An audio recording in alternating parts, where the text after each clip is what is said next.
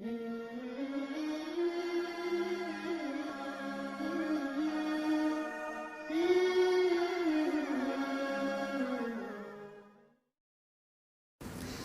المطففین کے جہاں دیگر بے شمار روحانی فوائد اور خواص ہیں، وہاں سب سے بڑا فائدہ جو دیکھنے میں آیا ہے وہ زمینداروں کے لیے ہے کہ وہ تمام اشخاص جن کی زمینیں تھوڑی ہیں یا زیادہ ہیں،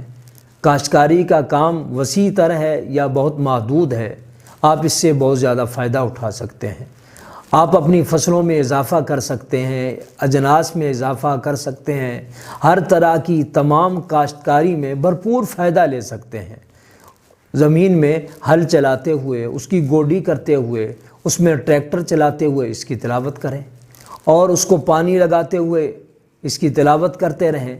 اور اسی طریقے سے بیج ڈالتے ہوئے، سپرے کرتے ہوئے،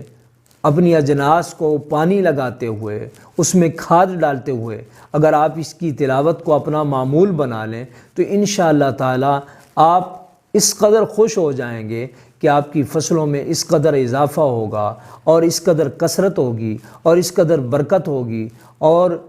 سونڈیوں سے اور ایسے تمام حشرات الارض سے، کیڑے و مکوڑوں سے جو فصلوں کو خراب کر دیتے ہیں، انشاءاللہ تعالیٰ آپ کی فصلیں محفوظ بھی رہیں گی، ان میں برکت بھی ہوگی، ان میں کثرت بھی ہوگی، ان میں اضافہ بھی ہوگا۔ اور دوسرا بڑا فائدہ اس سے گوداموں والے اٹھا سکتے ہیں،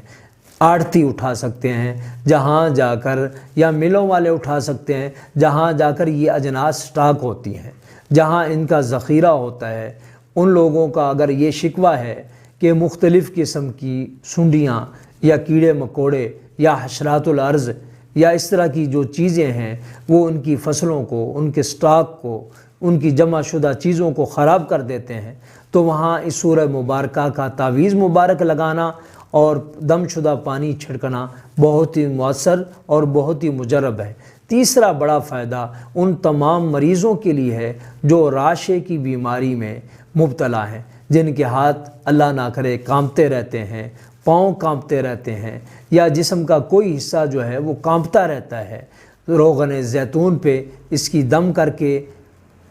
تلاوت کر کے اور اس پر پھونک مار کے اس کی مالش کرنا بہت ہی مؤثر ہے، بہت ہی مجرب ہے، بہت ہی فائدہ مند ہے۔